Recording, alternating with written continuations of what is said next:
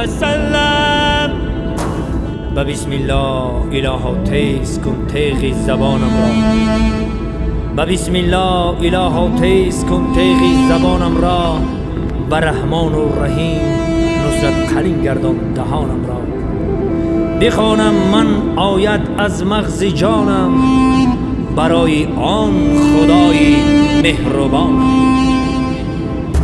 سبحان الله به هر دمم یار توی، سبحان الله کشایشی کار توی، سبحان الله به عزت کل فیکون، سبحان الله مرادی همین جماعت مسلمین را حاصل کن برحمتک یا ارحم الراحمین. ای خدا، ای خدا،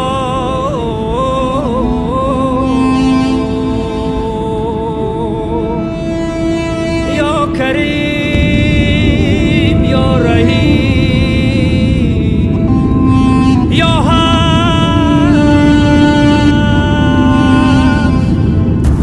یا مصطفی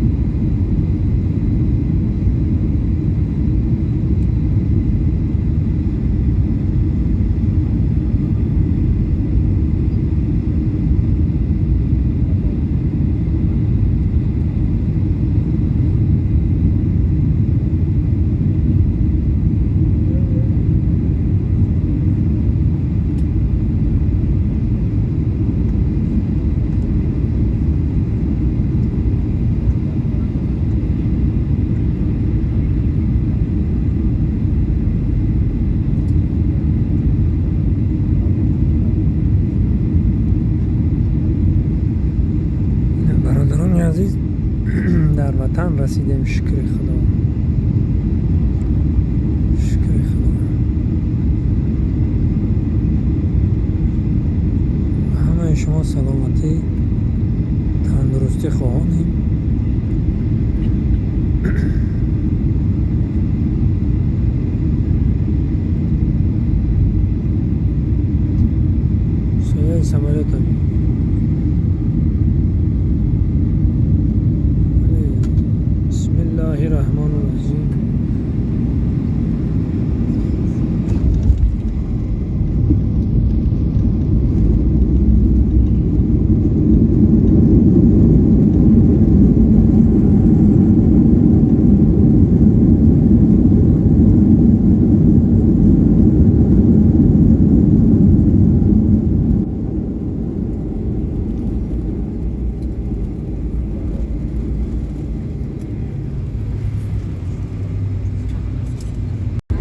خاک پناه همه مسافران گرامی هواپیمای ما به فرودگاه دوشنبه فرود آمد.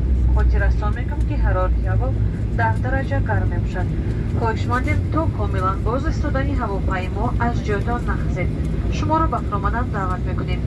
لطفاً باری دستی خود را در داخل هواپیما فراموش نکنید. بهاج را از شعبه بهاج فرودگاه میگیرید که شما را به آنجا نوبتدار گسیل میکنید. پرواز با انجام یا سرخانورد هواپیما و هیئت پروازی به شما برای انتخاب نمودن شرکت هواپیمای سومونیر مننداری اظهار می‌نماید. امیدواریم که من بعد که شما پروازهای خود را توسط هواپیماهای شرکت هواپیمای سومونیر عملی می‌کنید. برایتان برای رکور و سلامتی تمنا داریم. برای دقتتان تشکر. سلامت. Уважаем